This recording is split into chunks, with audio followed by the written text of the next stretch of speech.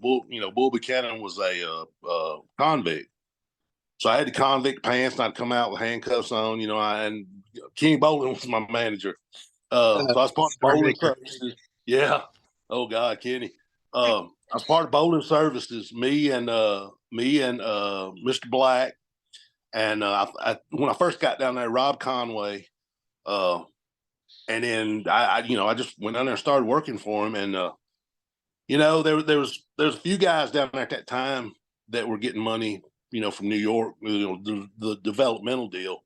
But a lot of the guys down there, Rob Conway, Nick Dinsmore, Damager, were part of the Bashams, Doug Basham. Those guys they were homegrown. They were working. Yeah, they were not on any kind of deal. They were just down there working. And then Flash Flanagan was in and out of there. Flash was in there all the time. So I went down there and worked for Jimmy, and it was I think late February, March. He called me, and we would do our TVs up there on Wednesday, and he called me on Monday and he said, "Hey," he said, "You get TV tomorrow." And I said, "Oh, what we doing on Tuesday this week?" And he said, "No." He said, "You're at TV. You're at SmackDown tomorrow." And I said, "Oh, what the hell?" He said, "You got to come up with an outfit that looks like Boss Man." And I had talked to when Jimmy first he called me. He laid the whole thing out to me. I was going to be a convict. I had all these felony convictions, and they had to bring me out in chains. The first thing that popped in my mind was, holy shit, maybe I could be like something to do with Boss Man. Boss Man, I've watched him, I hate to say, I hate when people say, "I watched you since I was a kid," because he makes you feel like you're 70 years old. I know they don't mean it like that, but Ray would always say that when people would say, I watched you when I was a kid, and he's like, "Well, you calling me old?" Just messing with me. Ray didn't have mean on his body, and I thought, man, I could be. And I talked to Cornette about it. He said, "Hey, yeah." He said, I'd love to see that." But he said, "You got to find an outfit like Ray's." And I said, "So what are they? Are they changing me?"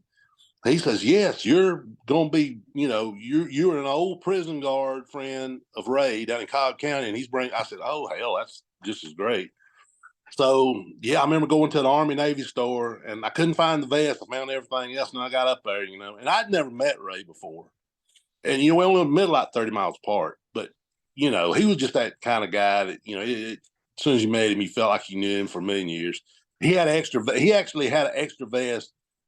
It was the one that Undertaker had hung him in, because the loop on the back was, you see it's kind of wore, and he threw it to me. And he says, "Hey, just use this one."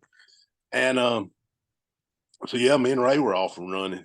But yeah, that's how I got with Ray. Ray Trower, what a sweetheart of a guy. Yes. Any good stories about Ray? Oh man, yeah, about maybe more than Cornette. He was funny. We got to be friends. Which anybody that I know that Matt Albert. I know that he feels the same way. He was a mentor to him, just like he was to me. But they were friends outside the. So me and Ray got to be friends outside the business and stayed friends. But he would call me up and disguise his voice and tell me shit like, because now I was making good money. I was up there on the real deal, and the business was just through the roof. I mean, it was white hot. So money was great. I just built a new house, and we had like a nine half-mile paved driveway.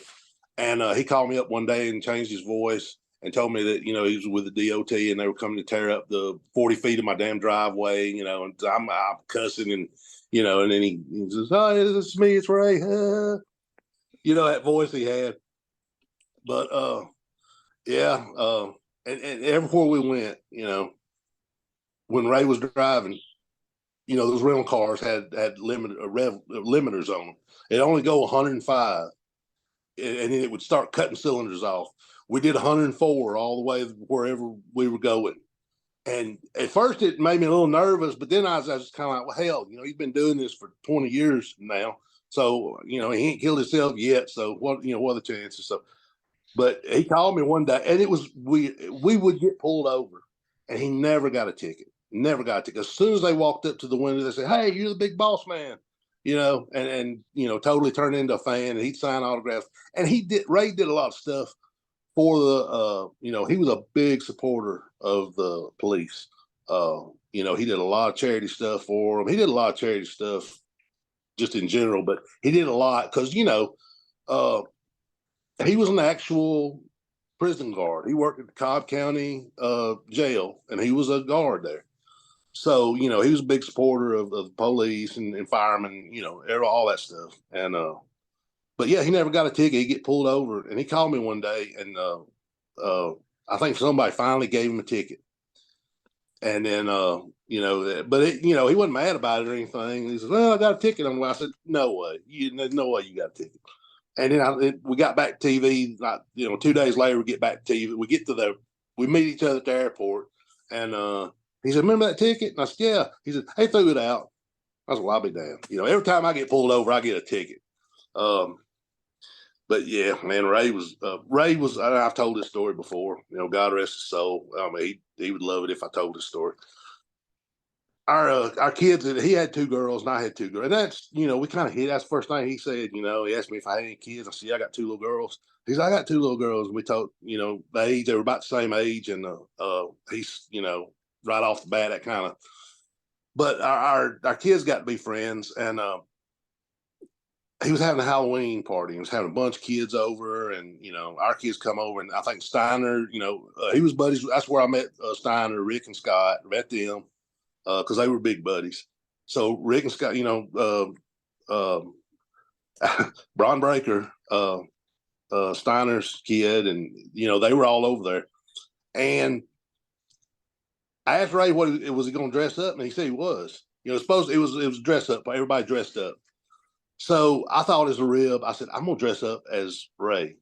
And so I talked to Angie, his wife, and she gave me one of his old Big Boss Man shirts. And I still got the shirt, and I still got the vest he gave me. I'll never get rid of them. But he gave me one of the old Boss Man shirts to wear. So I dressed up as the Big Boss Man, and I thought, "Oh, this is great." Showed up. I said, "Where's Ray?" And Ray comes out, walking out the door, and he's got his huge diaper on and a baby bib and the little baby bonnet. He dressed up as a baby. So, that stole the show. But that was Ray. He loved to laugh, and God, I missed him. That was I've got a lot. Unfortunately, like we all have. We've all got those calls. Early morning, late at night. Find out one of your friends. But that one, David Young called me. David Young called me. Says, "Hey man, I'm sorry." And I said, this is like 11 o'clock at night. And I said, "Sorry about what?" He said, "Oh God, you haven't heard." And I said, "What?" And he said, "Ray passed away." And I said, "No way." And I called, and I couldn't get through to nobody. And I think my wife, Sherry, her and Angie were friends. She finally got through to Angie. She said, "Yeah, it's true." But yeah, I mean, it's like, like I know, there's been too many of those phone calls. I heard, Kevin Von Erich, they've been kind of in the news here, and I've watched them many times. I was a huge Von Erich fan, huge Von Erich and Freebird fan. I loved World Class, and I remember him saying about that. I phone calls, early in the morning, anything before dawn or after, dread. And every time I hear the phone ring, early in the morning like that, it just, oh God, what is it now?